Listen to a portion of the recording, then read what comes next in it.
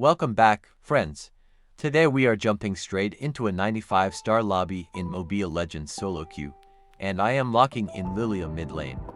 If you want to see how we carried our 93rd and 94th star matches, those full solo ranked guides are already posted on the channel. You can check them out right now, or you can simply wait until the end of this match, and I will place them straight onto your end screen card so you can watch them easily. Whenever I am forced to pick a mage first or my team desperately needs massive area of effect control and explosive damage, I always auto-lock LYLIA. In this 95-star lobby, the situation was no different at all. She is my absolute safest choice to secure the map because her endless magic explosions allow you to dominate team fights while keeping your positioning completely secure.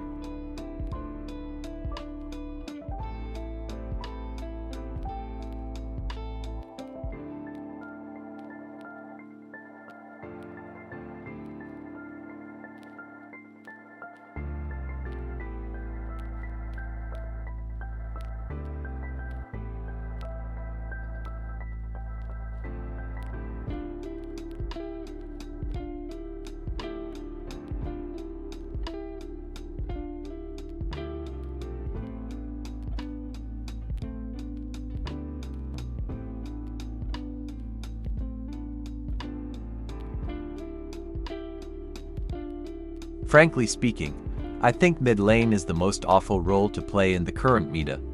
Even a roamer can carry more matches than a mid laner right now. As a mage, you always end up with the lowest gold on the entire team because everyone on your lineup constantly rotates to your lane to steal your minion waves.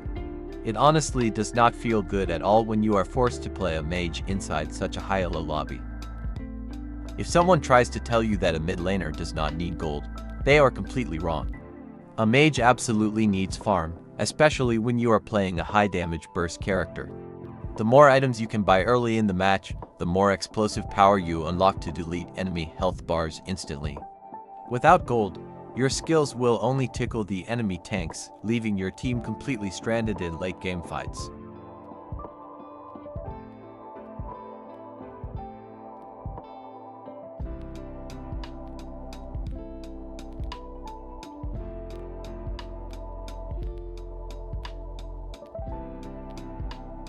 I never build Ice Queen Wand on LYLIA.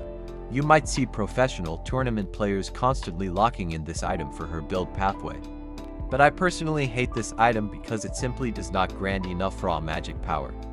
Plus, the extra slowing effect becomes completely useless in solo rank when your random teammates have zero macro coordination and do not know how to capitalize on it.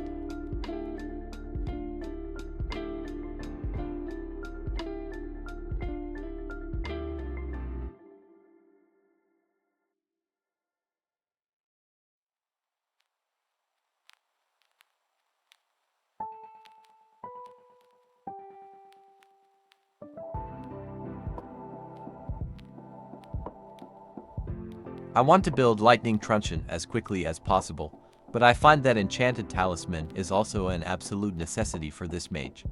After the recent revamp, the book item became much more expensive in exchange for slightly more magic power and lower cooldowns. It honestly feels like a hidden nerf to the item's overall pacing. The real problem is that in solo rank, you are constantly caught inside endless team fights. Without the book's passive regeneration, you will always run out of mana mid-fight. That is exactly why I am forced to build Enchanted Talisman first.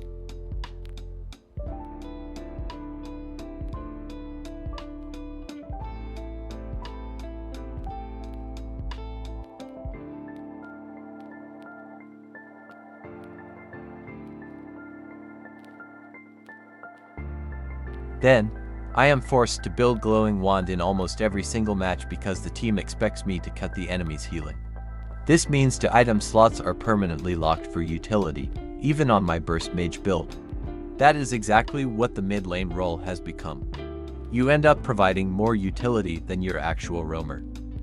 Nowadays, roamers can easily flex with high damage assassin or fighter builds. But Moonton forces the mid lane to strictly play magic heroes. I cannot even experiment with physical heroes in this lane. If you tried to force a weird physical pick in the mid lane and get a silver medal or worse, the automated system will instantly slap you with a heavy 4 or 5-point credit penalty score.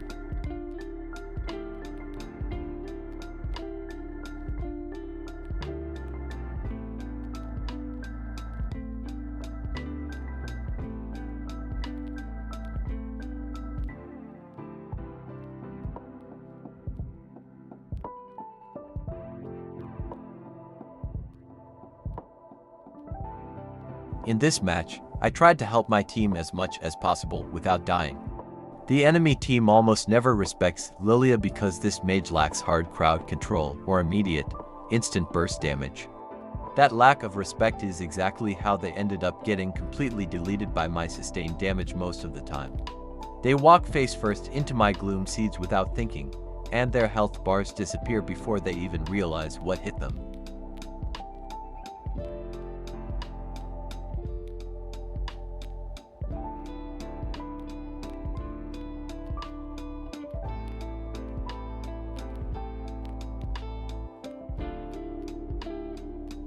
I always build Lightning Truncheon in the 3rd or 4th item slot depending on the situation.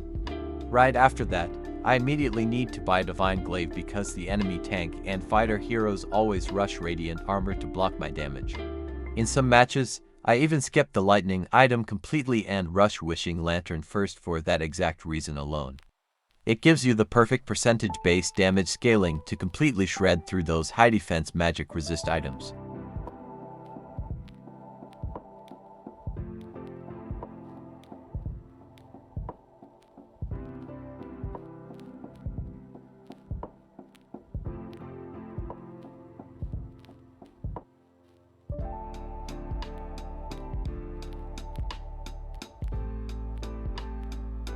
When a long team fight breaks out, I always need to save my second skill to deal highly selective damage. At that stage of the match, it is no longer a mana issue. The real bottleneck is that my 5 skill stacks get completely depleted, leaving me unable to deal any follow-up damage. This disaster usually happens when the enemy lineup has 2 or 3 heavy regeneration heroes. I honestly think LYLIA needs more maximum shadow energy stacks if Moonton wants to bring this mage back into the competitive meta. Moving her stack limit to around 8 would completely fix her late game performance.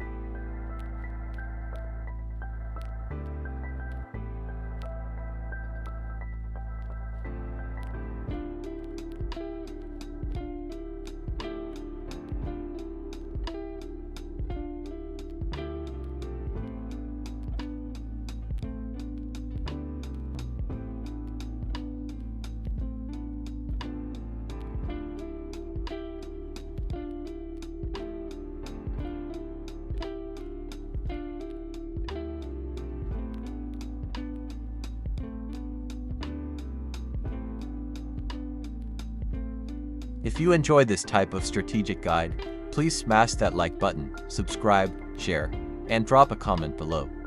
You can say absolutely anything you want in the comments section, even if it is completely off topic. Your engagement heavily pushes the channel through the algorithm loops and keeps me motivated to post more of these awesome videos. My humble goal for this specific upload is just 3 likes and 40 views.